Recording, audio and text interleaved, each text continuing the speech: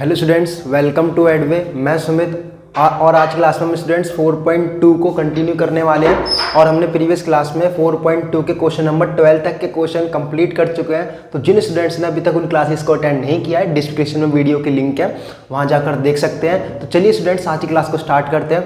तो स्टूडेंट्स आज की क्लास का क्वेश्चन नंबर 13 है, जिसमें हमें प्रूफ करना है। ये मैं बोलते आ रहा हूँ कि आपके लिए 4.2 बहुत इंपॉर्टेंट है बोर्ड एग्जाम के लिए, ठीक है। तो इसमें हमें क्या प्रूफ करना है? हमें प्रूफ करना है कि एक डिटरमिनेंट दे रखा है और इसकी वैल्यू क्या है ये, लेकिन विदाउट एक्सपेंशन की है, ठीक है। किसका हमें यूज करना है? प्रॉपर्टी ऑफ डिटरमिनेंट, जो मैंने आपको सबसे स्टार्टिंग में जब डिटरमिनेंट स्टार्ट कराया था, जब पढ़ाई थी। तो जिन बच्चों ने अभी तक प्रॉपर्टी ऑफ डिटरमिनेंट के बारे में नहीं जाना है, तो पहले वो जाइए, डिस्क्रिप्शन में वीडियो की लिंक है, वहाँ जाकर पहले प्रॉपर्टी ऑफ डिटरमिनेंट के बारे में पढ़िए। सारी मैंने प्रॉपर्टी पढ़ा चुका हूँ। तो चलिए स्टूडेंट्स फिर इनको स्टार्ट करना है, ठीक है। उसके वरना उसके बगैर ये सब कुछ समझने आने वाला है नहीं आपको।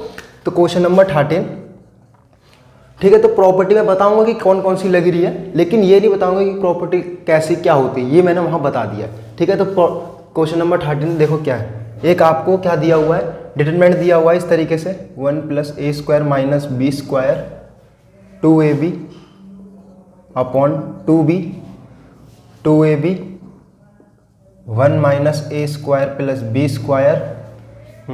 - 2a एंड एक लास्ट कॉलम है, third column -2b 2a and 1 - a² - b², ठीक है स्टूडेंट्स।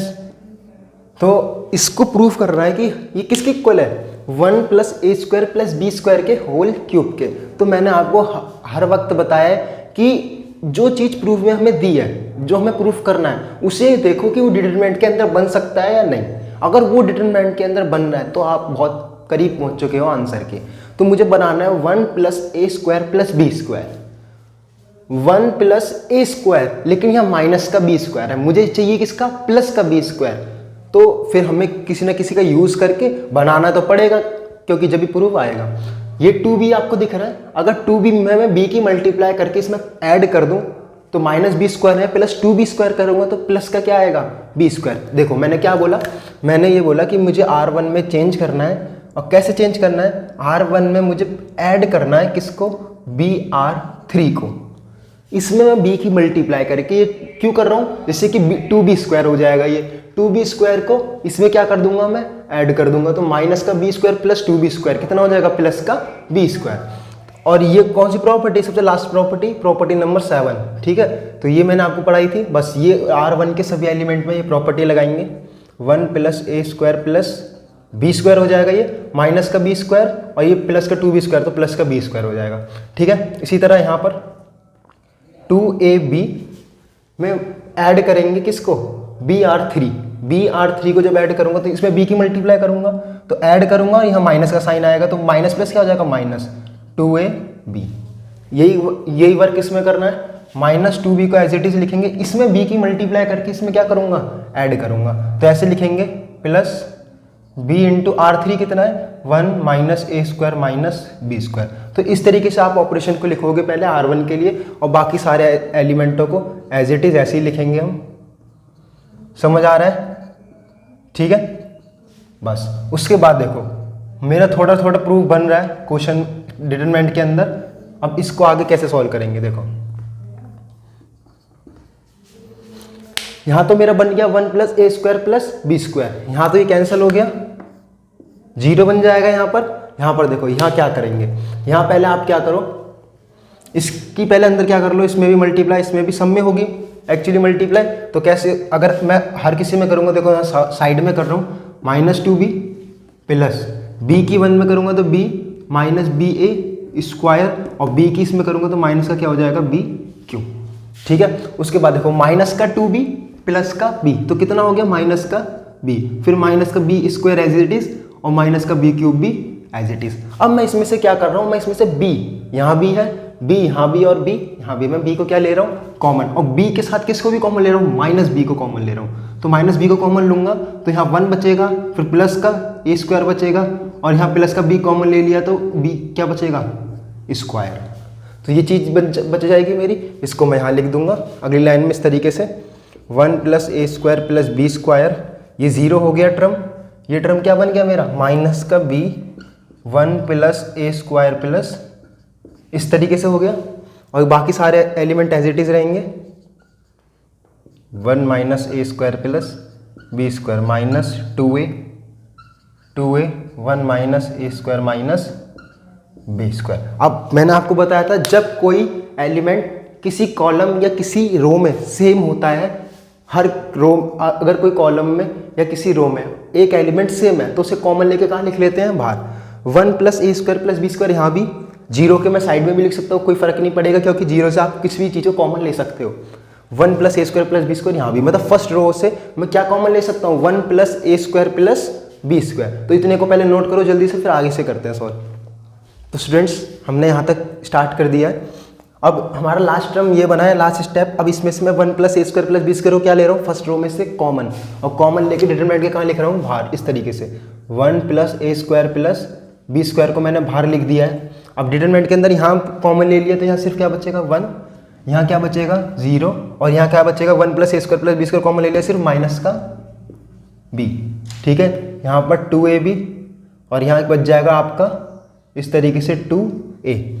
यहाँ पर 1 minus a square minus plus b square minus का 2a, और यहाँ बचेगा आपका 2a इस तरीके से, और नीचे बच जाएगा 1 minus a square minus b square, ठीक है। अब देखो मेरा एक बार तो बन चुका है, मेरे को क्यूब बनाना है। क्यूब का मतलब 3 बार होना चाहिए 1 plus a square plus b square. तो मेरा एक बार बन गया, 2 बार और लाना है मेरे को कैसे भी। यहाँ पर 1 minus a square plus b square है, लेकिन मुझे यहाँ क्या चाहिए, प्लस का ए स्क्वायर। अगर मैं इसमें ए की मल्टीप्लाई करके इसमें ऐड कर दूँ तो यहाँ 2a स्क्वायर में माइनस ए स्क्वायर करेंगे तो प्लस का क्या बन जाएगा, ए स्क्वायर। कहने का मतलब ये मेरा कि अगर मुझे R2 में चेंज करना है, और किस तरीके से चेंज करना है, R2 में मुझे चेंज करना है कि ऐड करना है किसको, AR3 को। तो ये मेरा किस में चेंज हो जाएगा, 1 plus a square plus b square में। तो बस यही करेंगे यहाँ पर इस तरीके से। फर्स्ट रो को एज इट इज लिखूंगा मैं। अब देखो AR3, इसमें a की मल्टीप्लाई करूंगा R3 में, तो 2a स्क्वायर, और इसमें से इसको क्या करेंगे, ऐड करेंगे। तो 2ab में ऐड होगा क्या, 2ab में मैं ऐड करूंगा 2a स्क्वायर को इस तरीके से। फिर इसमें ऐड करूंगा तो यहाँ क्या बन जाएगा, 1 plus a square plus b square, इस तरीके से यहाँ ये बन जाएगा, और ये माइनस बी ऐसी है। अब इसमें किसकी मल्टीप्लाई करनी है, ए की, और इसमें इसको क्या कर देना है, ऐड। मतलब 2a में ऐड करना है a की मल्टीप्लाई करके 1 minus a square minus, operation आपको लगाना आना चाहिए, क्वेश्चन बहुत आसान हो जाते हैं ऑपरेशन लगाने के बाद, ठीक है। माइनस 2a, और ये 1 minus a square minus b square, ठीक है। अब देखो इसमें अब आगे क्या करेंगे, आगे जैसे सेम पिछले उसमें किया था, यहाँ पर 1 plus a square plus b square बन रहा है, ठीक है। और यहाँ पर क्या बना सकता हूँ, अगर मैं a के अंदर मल्टीप्लाई करूँ, फिर देखो इसे सॉल्व कर लेते हैं साइड में। 2a प्लस a की मल्टीप्लाई 1 में करूँगा a, फिर a की इसमें करूँगा तो माइनस का a क्यूब, और इसमें करूँगा तो माइनस का ab स्क्वायर। 2a में से एक a को सब्ट्रैक्ट करूँगा तो क्या आएगा, सॉरी ऐड करूँगा तो 3a, ठीक है। इतने को नोट डाउन करो, फिर आगे बताता हूँ। इसमें स्टूडेंट्स यहाँ पर a नहीं, यहाँ पर b था, क्या था, b, इसीलिए हम सोच रहे कि आंसर क्या है, यहाँ b है, ठीक है। अब देखो R3 में a की मल्टीप्लाई करके इसमें क्या करना है, आपको ऐड करना है, सॉरी ऐड नहीं सब्ट्रैक्ट करना है। क्या करना है, सब्ट्रैक्ट, ठीक है। यहाँ पर सब्ट्रैक्ट करना है। इसमें जब 2a की मल्टीप्लाई इसमें करूँगा, इसमें सब्ट्रैक्ट करूँगा, तो यहाँ मेरा पूरा टर्म कितना बन जाएगा, 2ab में से 2ab को सब्ट्रैक्ट करूँगा तो क्या बन जाएगा मेरा 0, इस तरीके से। देखो 2ab ऑलरेडी यहाँ है, अब a की R3 में मल्टीप्लाई करूँगा तो क्या, फिर माइनस का साइन लगाऊंगा, और a की से मल्टीप्लाई करूँगा तो क्या हो जाएगा 2ab, इस तरीके से, ठीक है। इसमें मैं इसको सब्ट्रैक्ट करूँगा तो यहाँ a इंटू ए स्क्वायर, और सब्ट्रैक्ट करूँगा तो सब्ट्रैक्ट फिर माइनस 2a स्क्वायर लिखूँगा तो माइनस माइनस क्या हो जाएगा, प्लस, इसलिए मुझे यहाँ सब्ट्रैक्ट करना है, ठीक है। सेम काम इसमें भी, यहाँ पर भी क्या करना है आपको, सब्ट्रैक्ट ही करना है। अब सब्ट्रैक्ट करोगे, देखो इसमें से इसको, तो पहले माइनस a की इन सब में मल्टीप्लाई करोगे तो यहाँ माइनस का a हो जाएगा, यहाँ प्लस का माइनस इंटू माइनस प्लस, और यहाँ भी प्लस, इस तरीके से। अब देखो 2a में से a के गए a, यहाँ a क्यूब, और यहाँ ab स्क्वायर, ठीक है। इनमें से a कॉमन लोगे तो 1 प्लस ए स्क्वायर प्लस क्या बनेगा, b स्क्वायर। तो ये बनेगा मेरा टर्म। ठीक है, इसकी जगह। अब देखो नेक्स्ट स्लाइड में हम क्या करने वाले हैं, इसको एज इट इज 1, 2ab में से 2ab गए, कितने बचे 0, यहाँ 0 चल ही रहा है, यहाँ 1 plus a square plus b square, यहाँ पर माइनस बी। अब इसमें से मैंने इसको सेपरेट किया तो क्या आया, a 1 plus a square plus b square, नीचे आपका 2b minus 2a upon 1 minus a square minus b square. ठीक है, यहाँ से भी 1 plus a square plus b square को क्या ले लोगे, सेकंड रो में से कॉमन लोगे तो अब की बार आपकी पावर कितनी हो जाएगी बाहर, एक बार तो ऑलरेडी है, एक और कॉमन लोगे तो क्या हो जाएगा, स्क्वायर। ठीक है, सेम चीज़ है इसलिए स्क्वायर कर देते हैं। 1 0 माइनस बी, यहाँ पर आपका 0 बचा, यहाँ पर 1 और यहाँ से सिर्फ क्या बचेगा a, यहाँ पर 2b, यहाँ पर माइनस 2a, यहाँ बचा 1 minus a square minus b square. ये फाइनल मेरा आ गया। मुझे लाना है 3 टाइम्स, कितनी टाइम्स लाना है, 3 टाइम्स लाना है, लेकिन मेरा 2 टाइम्स आ गया। अब इसका क्या कर दोगे आप, एक्सपेंशन कर दोगे, जैसे हम करते हैं किसी भी डिटरमिनेंट का एक्सपेंशन किसी भी रो या किसी भी कॉलम के अकॉर्डिंग। तो हम यहाँ पर फर्स्ट रो के अकॉर्डिंग कर देंगे, क्योंकि हम उसके रो अकॉर्डिंग या कॉलम के अकॉर्डिंग करते हैं जिसमें ज़्यादा जीरो, आसान होता है। इससे किसी भी रो के अकॉर्डिंग कर सकते हो, आंसर आएगा। लेकिन इसमें 0 मेरे को दिख रहा है फर्स्ट में, या फर्स्ट कॉलम में भी कर सकते हो, फर्स्ट रो के अकॉर्डिंग भी कर सकते हो। तो इतने को नोट डाउन करो, फिर करते हैं आगे स्टार्ट। तो स्टूडेंट्स लास्ट स्टेप हमारा ये आया है, अब इसे हमें प्रूफ ये लाना है। ठीक है, 1 plus a square plus b square का होल क्यूब, मेरे स्क्वायर तक बन चुका है। मैंने बोला है कि R1 के अकॉर्डिंग क्या कर रहे हैं हम, एक्सपेंशन बाय किसके अकॉर्डिंग, R1 की। ठीक है, तो कैसे करेंगे, इसको तो ऐसे ही लिखेंगे, जो बाहर लिखा हुआ है इसका होल स्क्वायर को ऐसे ही लिखेंगे यहाँ पर। ठीक है, फर्स्ट रो के अकॉर्डिंग कर रहा हूँ तो पहले क्या लूँगा, 1 कॉलम जाएगा रो जाएगा, इसकी मल्टीप्लाई इसमें करते हैं क्रॉस मल्टीप्लाई की तरह। 1 की इसमें करूँगा तो क्या आएगा, 1 minus a square minus b square, फिर माइनस का साइन लगाते हैं, फिर इसकी मल्टीप्लाई इसमें करेंगे तो माइनस 2a की मल्टीप्लाई ए में करूँगा तो माइनस का 2a स्क्वायर, तो यहाँ माइनस का 2a स्क्वायर लिखूँगा इस तरीके से ब्रैकेट लगा के ये। ठीक है, इतना समझ आया। ये 0 है, इसके अकॉर्डिंग करने से कोई फायदा नहीं है क्योंकि 0 ही आएगा। ठीक है, नेक्स्ट पर पूछते हैं माइनस बी। ठीक है, तो माइनस बी लिखूंगा, साइन किसका लगाएंगे, प्लस का, इस तरीके से माइनस बी। अब देखो कॉलम जाएगा रो जाएगा, 0 की मल्टीप्लाई 2a में करूंगा कितना आएगा 0, फिर माइनस 2b की मल्टीप्लाई किस में करूंगा 1 में, तो क्या आएगा आपका इस तरीके से 2b। ये ब्रैकेट क्या हो गया आपका इस तरीके से बंद। ठीक है, बस अब देखो ये ऐसे ही रहेगा, 1 plus a square plus b square का होल स्क्वायर, यहाँ पर 1 minus a square minus b square, minus minus क्या हो जाएगा प्लस का 2a स्क्वायर। ठीक है, माइनस बी की 0 माइनस 2b माइनस 2b की मल्टीप्लाई माइनस बी में करूंगा तो प्लस का क्या हो जाएगा 2b स्क्वायर। ये आ गया फाइनल। अब देखो 1 plus a square plus b square का whole square as it is इसी तरह चलता रहेगा, माइनस का ए स्क्वायर प्लस का 2a स्क्वायर। देखो ये तो 1 ऐसे ही रहेगा, माइनस के ए स्क्वायर में से 2a स्क्वायर माइनस करेंगे, 2a स्क्वायर में से माइनस का ए स्क्वायर, तो प्लस का क्या आएगा ए स्क्वायर, प्लस के 2b स्क्वायर में से एक बी स्क्वायर माइनस करूंगा तो प्लस का क्या आएगा बी स्क्वायर। आ गया, तीसरी बार ये आगे 2 ये रहे, तो टोटल पावर कितनी हो गई 3 पावर। तो यही लाना था हमें प्रूफ में। ठीक है स्टूडेंट्स, आया होगा आपको समझ, ये आपका आंसर प्रूफ में ये लाना था। ठीक है, जल्दी से स्क्रीनशॉट ले लो पहले इसका। तो स्टूडेंट्स क्वेश्चन नंबर 13 आपको समझ आया होगा। हम क्वेश्चन नंबर 15 की बात करेंगे। क्वेश्चन नंबर 14 स्टूडेंट्स आपको अपने आप करना है, बिल्कुल सेम यही ऑपरेशन लगाने हैं और क्या कहते हैं बिल्कुल कोशिश करना कि हो जाए आपसे। ठीक है, नहीं होगा तो कमेंट सेक्शन में आप हमसे पूछ सकते हैं, हम जरूर बताएंगे आपको। ठीक है, तो क्वेश्चन नंबर 15 पर आते हैं। क्वेश्चन नंबर 15 में मल्टीपल चॉइस क्वेश्चन है, ज़्यादा चांसेस रहते हैं आने के, लेकिन हम इसको आपको प्रूव भी कराएंगे कि ऐसा क्यों होता है। ठीक है, तो क्वेश्चन नंबर 15 है, क्या है question number 15, let A be a square matrix. एक मैट्रिक्स है ए, जो कैसा मैट्रिक्स है स्क्वायर मैट्रिक्स है। स्क्वायर मैट्रिक्स का मतलब जिसके number of column number of row के क्या हो इक्वल होते हैं। ठीक है, फिर क्या बोला है ऑफ ऑर्डर 3 into 3, जिसका ऑर्डर क्या है 3 into 3 का मैट्रिक्स है स्क्वायर मैट्रिक्स। ठीक है, देन के ए का डिटरमिनेंट हमें क्या फाइंड करना है इज इक्वल टू, इनमें से बताने की के ए का डिटरमिनेंट क्या होगा। के मतलब कोई भी कांस्टेंट हो सकता है, ए हमें मैट्रिक्स दे रखा है और ये बाहर जो साइन बना रखा है किसका है डिटरमिनेंट का, तो हमें इनमें से बताना कि कौन सा इसमें से क्या होगा करेक्ट। ठीक है, तो इस तरीके से करेंगे। देखो क्वेश्चन नंबर 15, कोई मैट्रिक्स था ए जिसका ऑर्डर क्या था 3 into 3, तो मैंने मान लिया जी कोई बात नहीं, ये मान लिया A1 B1 C1 A2 B2 C2 A3 B3 और क्या मान लिया मैंने अपनी लेट कर लिया कि ये मैट्रिक्स हुआ होगा। ठीक है, ये अपनी तरफ से मैंने मैट्रिक्स लेट कर लिया कि ये मैट्रिक्स हुआ होगा। इसमें क्या बोला है, हमें फाइंड करना है के ए।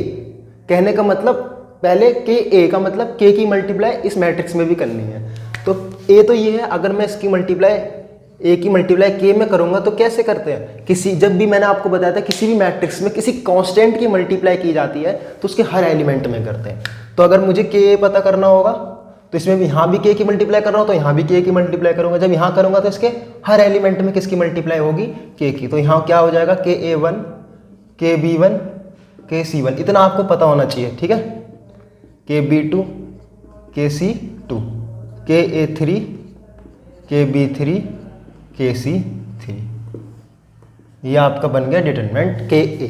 के ए का मैट्रिक्स है ये। ठीक है, लेकिन हमसे पूछ रहे हैं कि हमें बताना है के ए का डिटरमिनेंट क्या होगा।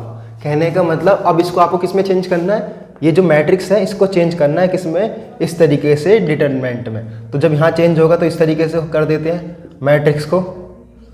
जब भी मैट्रिक्स को डिटरमिनेंट में चेंज करते हैं तो कोई डिफरेंस नहीं आता, बस साइन, इसका जो साइन होता है मैट्रिक्स का वो चेंज हो जाता है। ठीक है, के B1, के C1, के B2, के B3, के C2, के C3, ये बन गया आपका डिटरमिनेंट।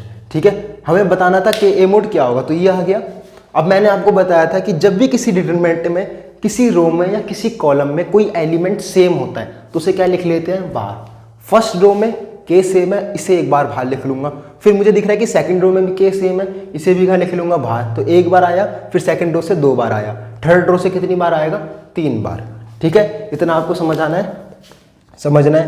देखो के ए का मोड क्या है, यहाँ से के को एक बार बाहर निकाल लूंगा, यहाँ से, क्योंकि डिटरमिनेंट में एक कॉलम या एक रो से कोई एलिमेंट बाहर निकलता है लेकिन मैट्रिक्स में सभी से निकलता है। ठीक है, तो यहाँ से एक रो से इससे निकलेगा, इससे भी निकलेगा, इससे भी, तो कितनी पावर हो जाएगी, के 3 बार निकलेगा तो क्या हो जाएगी, के की पावर 3।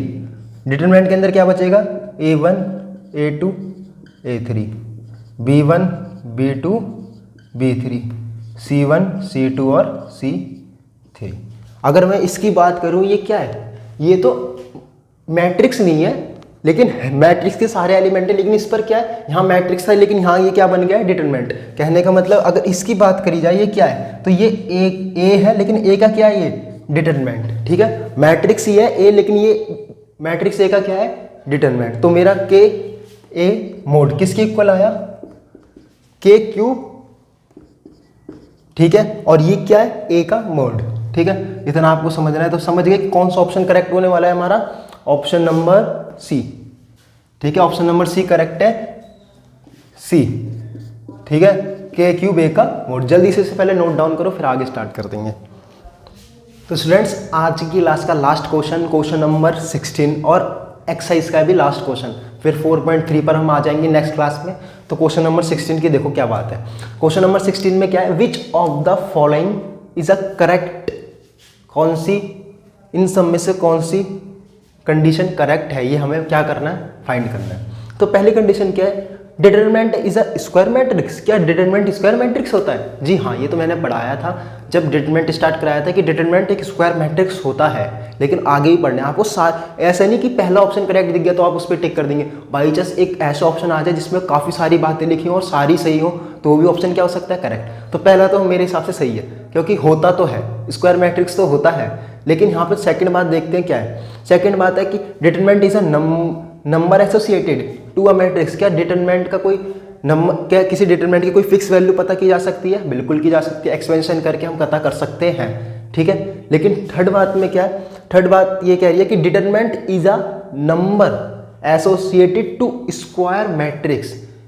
क्या डिटरमिनेंट स्क्वायर मैट्रिक्स के साथ साथ उसकी वैल्यू भी पता की जा सकती है, ये बात तो बिल्कुल सही है। इसमें दोनों बात लिख रखी कि स्क्वायर मैट्रिक्स भी होता है और उसकी न्यूमेरिकल वैल्यू की भी क्या की जा सकती है, फाइंड की जा सकती है। ये मैंने आपको बताया था सबसे पहले जब डिटरमिनेंट पढ़ा रहा था कि डिटरमिनेंट एक स्क्वायर मैट्रिक्स होता है और उसकी न्यूमेरिकल वैल्यू की क्या की जा सकती है, फाइंड की जा सकती है। तो कौन सा ऑप्शन करेक्ट है, आंसर नंबर सी। ठीक है, तो क्वेश्चन नंबर 16 का कौन सा करेक्ट है, सी। ठीक है, ये एक स्क्वायर मैट्रिक्स होता है, इसकी न्यूमेरिकल वैल्यू भी क्या की जा सकती है, फाइंड की जा सकती है। तो स्टूडेंट्स आज की क्लास में हमने जितना भी आपको समझाया आई होप कि आपको समझ आया होगा। अब नेक्स्ट क्लास में हम 4.3 को स्टार्ट करेंगे। तो तब तक के लिए हमारे चैनल को ज़्यादा शेयर कीजिए, सब्सक्राइब कीजिए और लाइक कीजिए। Thank you so much students.